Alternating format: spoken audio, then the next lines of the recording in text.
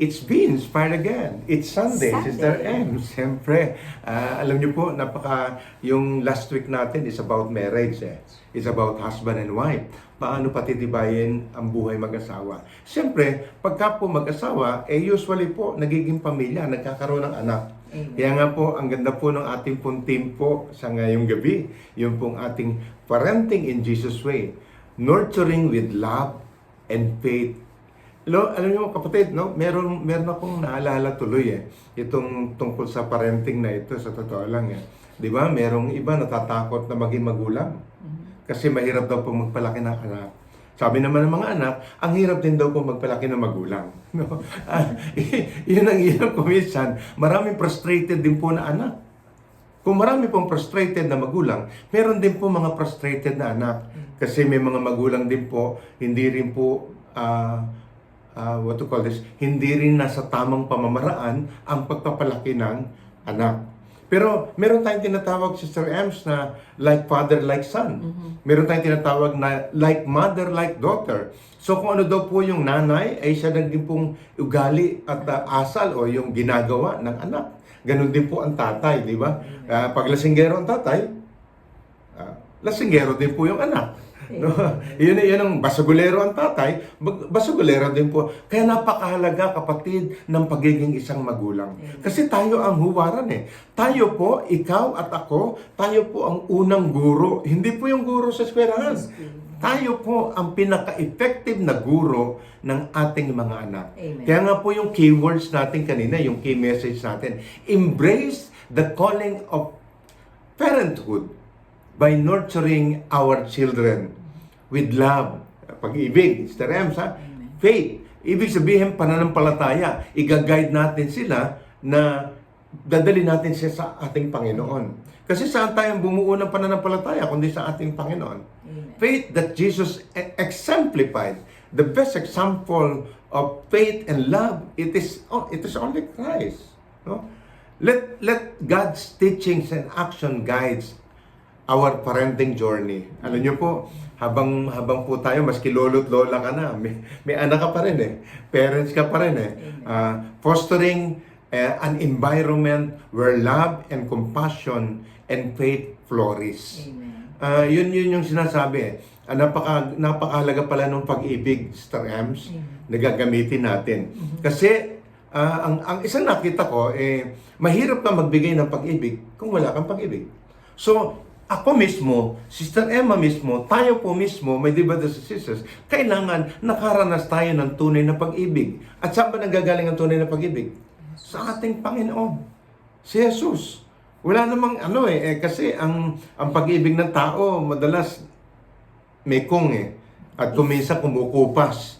Minsan nagkakaroon ng diferensya. Pero ang pag-ibig ng Diyos, long-lasting. Kaya kung ito yung naranasan natin, ito rin yung maibibigay natin sa ating mga anak. Amen. Meron po kami si-share ni Sister Emma na mga something sharing of guides na natutunan natin, di ba? Natutunan natin dalawa kung paano natin pinalaki yung 5 nating anak. Kaya nga po yung ating banner ngayon, yung ating pong poster, yung background po, yung pong aming mga anak, nakawakit po kami lahat doon. Maliliit pa sila. No? Ilan na yung may asawa noon?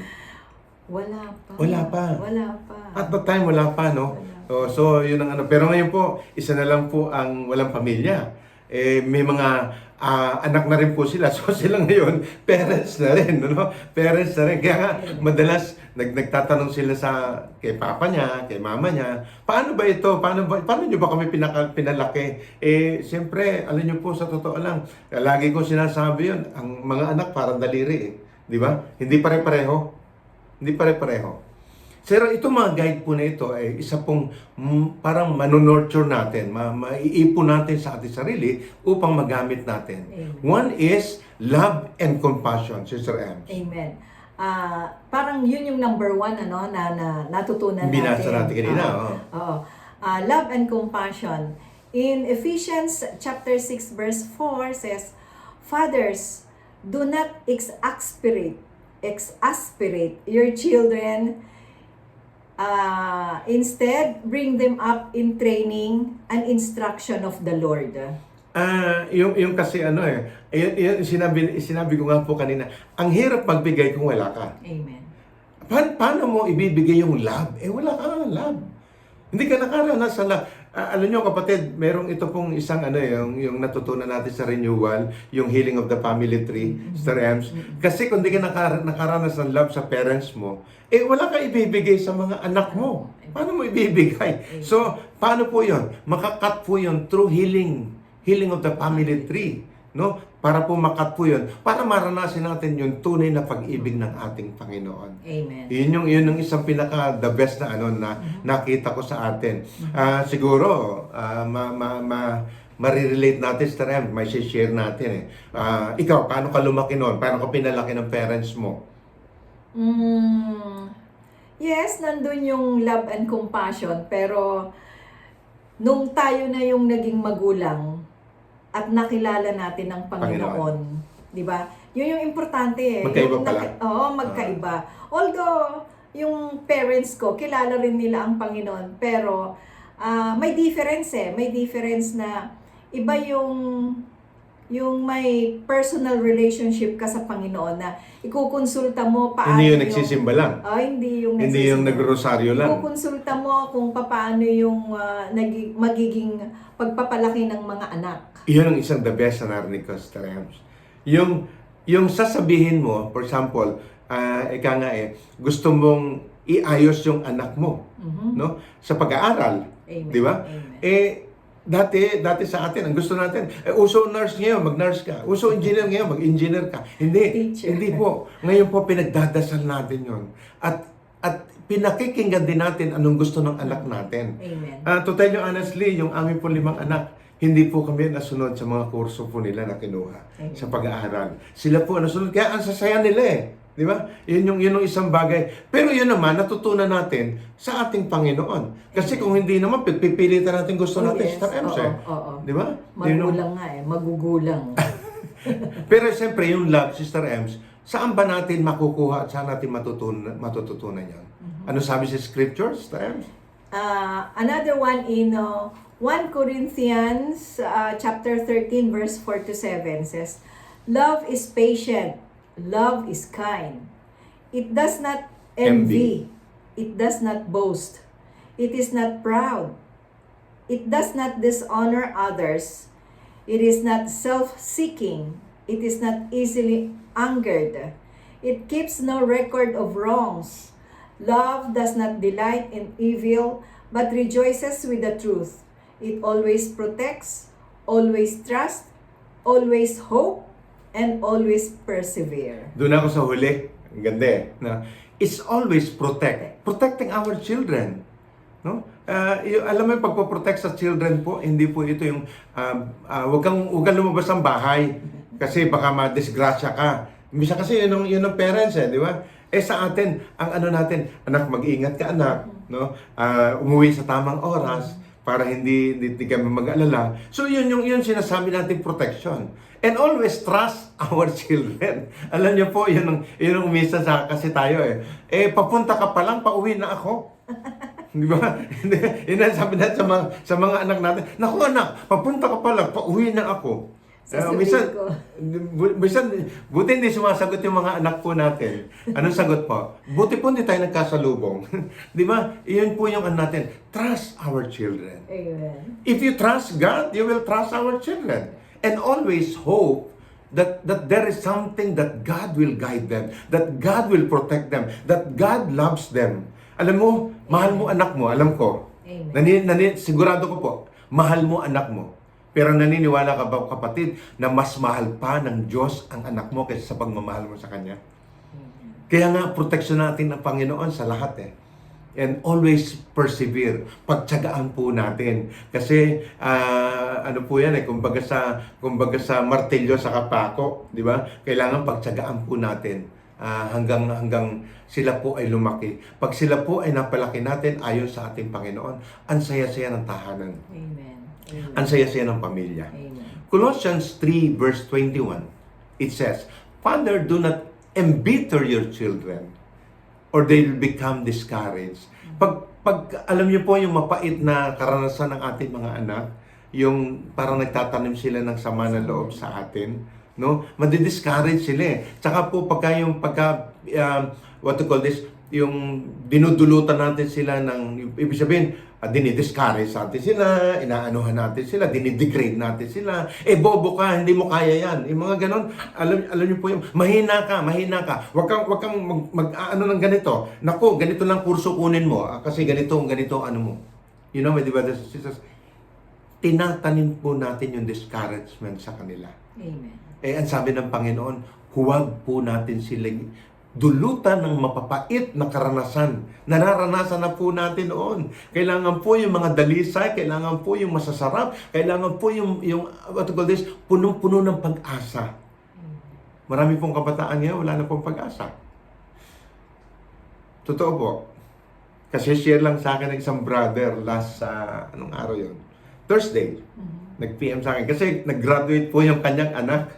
Sabi niya, Brother Vic, siguro kung hindi po sa community, kung hindi po kami na-renewed, baka hindi po nag-graduate yung aming anak.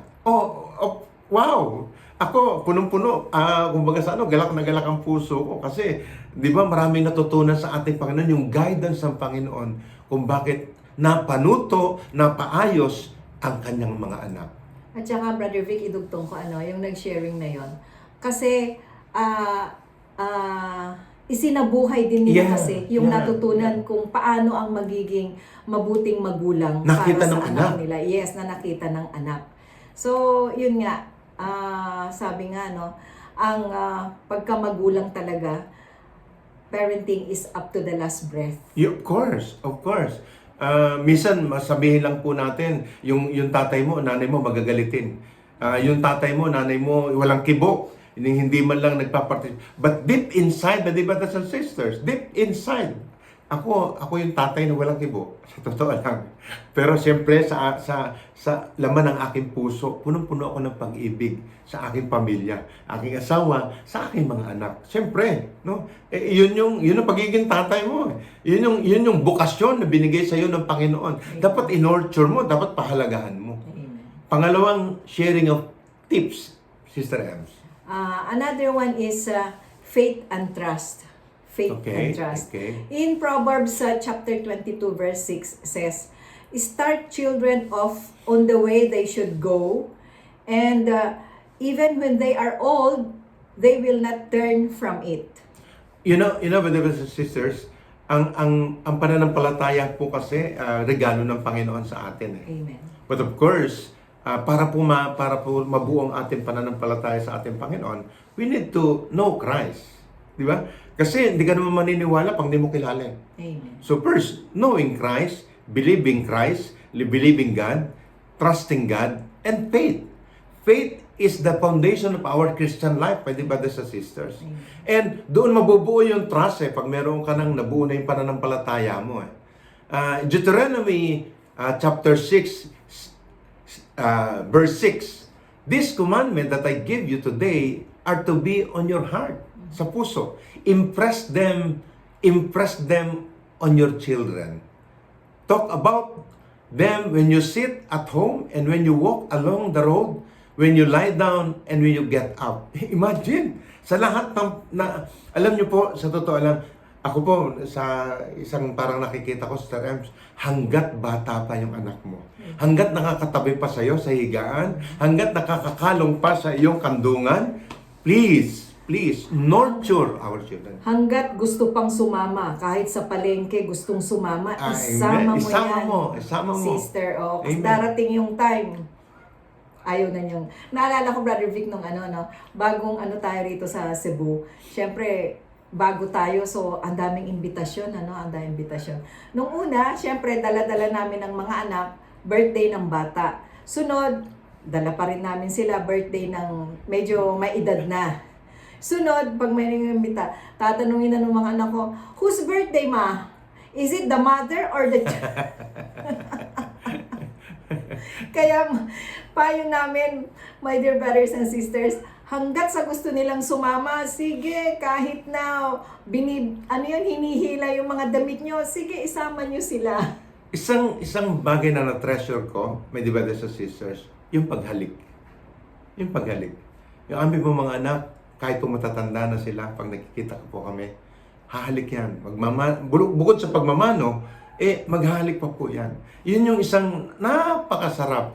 Minsan yun ang kulang sa pamilya. Tsaka hindi ko naranasan po yun. So ngayon na lang na na may edad na ako, buhay pa ang mama ko.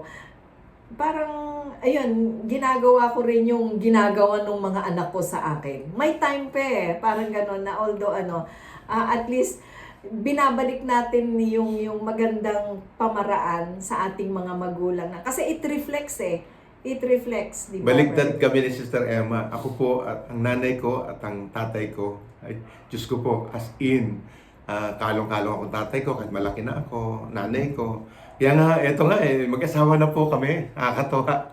Nagkasakit ako, nilagnat ako. Ano yung sabi, nahihibang, yung pag mataas na mataas na lagnat. Mataas na lagnat. Ang sinisigaw ko po ang nanay ko, ina. Sabi ni Sister Emma, iuwi kita sa ina mo. So, grabe ang attachment ng nanay ko at ang tatay ko sa akin. Treasure ko talaga yon. Pati sa paghahanap buhay po, ang tatay ko po ang nagturo sa akin. Totoo lang. Naging barkada ko ang tatay ko, no? Naging ko rin ng nanay ko. Grabe. Kaya sobra. Kaya siguro, yun din naman yung na-impart ko sa aming mga anak. Amen. Psalm 127 verse 3. Children are a heritage from the Lord. Offspring a reward from Him, from God. Amen. Yung palang mga anak po natin, kapatid po, ito po ay parang kumbaga sa reward, trophy. Hindi lang sobra pa sa trophy. Heritage nga ang tawag ng Panginoon no? Kaya nga po napaka-precious po ng ating mga anak. Pakamahalin po natin sila. Amen. Amen. Number 3, sharing uli ng tips, Sister Ems. Another one is guidance and instruction. Yun naman is from James chapter 1 verse 5 says, if any of you lacks wisdom, you should ask God who gives generously to all without finding fault, and it will be given to you. There are things na kasama rin po sa desisyon ng mga anak. Amen. Di po ba na Sister Ems, no? Yung sinasabi ni Sister Emma na lahat ng bagay ay humingi kami ng guidance, ng instruction sa Panginoon. Ano ang dapat gawin? Ano ang dapat gawin na sa aming mga anak, sa amin po bilang magulang, paano po ang pinaka-the best namin magawa? Yan yung sabi sa James. Kaya kung ikaw po ay nagkukulang ng kaalaman, humingi ng kaalaman sa ating Panginoon para sa ating mga anak. Hindi yung humanly, no? Kasi of course, siguro Harvard graduate ka, LaSalle graduate ka, siguro cum laude ka, magna cum laude ka, kapatid, iba rin po yung guidance na nanggagaling sa ating Panginoon. Iba rin yung wisdom na nanggagaling sa ating Panginoon. Amen, Brother Vic. Parang naalala ko may insidente sa atin, Brother Vic, sa aming mga anak, na parang there was a time na ang behavior nila is hindi maganda, hindi kaaya-aya, something ganon. So, pinag-pray ko po yun. Sabi ko, Lord, ano pong dapat namin gawin? Kung ano man po yung pagkukulang namin, punuan mo. Amen. At kung ano man po yung kalabisan namin, bawasan mo. Amen. Kasi parang, siyempre as parents, di ba, pag makikita mo na parang hindi na naka-align yung behavior ng anak mo, siyempre mababother ka. Amen. Dahil, kumbaga sagutin natin sa Panginoon yung ating mga anak, di ba? They're the one entrusted to us. So, there was a time talaga na feel namin na medyo hindi maganda ang takbo. Yun ang prayer ko kay Lord na tulungan mo kami, Panginoon, ano ang gagawin namin. At yun nga, ulitin ko ulit. Lord, kung ano yung kalabisan namin, bawasan mo. Amen. At kung ano yung aming kakulangan, Punuan mo. punuan. Amen. Amen. Proverbs 1 verse 8 to 9. Listen, my son, to your father's instruction and do not forsake your mother's teachings. They are garland to grace your head and chain to adorn your neck. Amen. Ito rin po yung natutunan namin bilang anak. Kaya nga naman po, ito naman pagiging magulang namin, isinishare namin sa aming mga anak. Amen. Pero this Proverbs refers for us, children, na mayroong mga parents. kailangan po talaga, yung ating mga magulang po, pinakikinggan po natin sila. Kasi po, sila po ang the best na mag-guide po sa atin. Sabi sa Joshua 24 verse 15, Sister Ems, In Joshua 24 verse 15 says, But as for me and my household, we will serve the Lord. masarap yung nagsaserve na buong pamilya. Amen. Hindi ibig sabihin na, kasi sa mga pamilya po, minsan may nagsaserve sa iba sa simbahan, no? Hindi naman sa isang community lang. Of course, masarap kung sa isang community lang. Pero it doesn't mean na hindi na nagsaserve yung anak mo. Amen. Ang importante, nagsaserve po siya sa ating Panginoon. Amen. May di ba sa sisters, as a parents, no? Following Jesus' example, meaning, leading and nurturing by faith, no? Nurturing with love and faith para po mas maging matatag ang ating mga anak. Amen. By instilling the values of patience, kindness, unwavering faith sa ating mga anak, we help them build strong Amen. in morality, in spiritual foundation. Kasi yun naman po ang pinakamahalaga eh. Kaya nga po kami ni Sister Emma, ang saya-saya namin sa aming mga anak. Bakit? Siguro yun po yung isang nakita ko po for 38 years na ang paglilingkod namin, pagsunod namin sa ating Panginoon. Wow, yun din po na-impart sa mga bata. Amen. Ano pa yung iba na mga encouragement, Sister Ems? Another one is trust in God's wisdom. Seek His guidance in every step of our parenting journey and create a loving, faith-filled home that reflects His grace and truth. Tama yun eh. Kailangan talaga kay Lord lang talaga. Kasi pagka wala kay Lord, ang iiral yung sarili mong talino. Human talaga. Ang human, mas maraming talbak eh. Mas maraming hindi maganda nangyayari. Remember with brothers and sisters, each moment of love and instruction is a step towards raising our children who embody the love and faith of Jesus. Amen. Ang sentro pa rin po ang ating Panginoon, my brothers and sisters. Amen. So let us pray. Heavenly Father, we come before you with grateful hearts, thankful for the precious gift of parenthood. As we reflect on our theme of parenting the Jesus way, nurturing with love and faith, we seek your divine guidance and wisdom. Help us to embody the love, compassion, and faith that Jesus demonstrated and to create a nurturing environment where our children can grow in your grace and truth. Lord, grant us patience and understanding as we train and instruct our children in your ways. May we be ever mindful of our words and actions, ensuring they reflect your love and lead our children towards a strong, unwavering faith in you. Help us to trust in your knowing that the seeds we plant may bear fruits. We pray for strength and courage to be the parents you have called us to be. Fill our homes with peace and joy, and let our lives be the testimony of your goodness as we continue on this journey. Amen and amen. In the name of the Father, and of the Son, and of the Holy Spirit. Amen.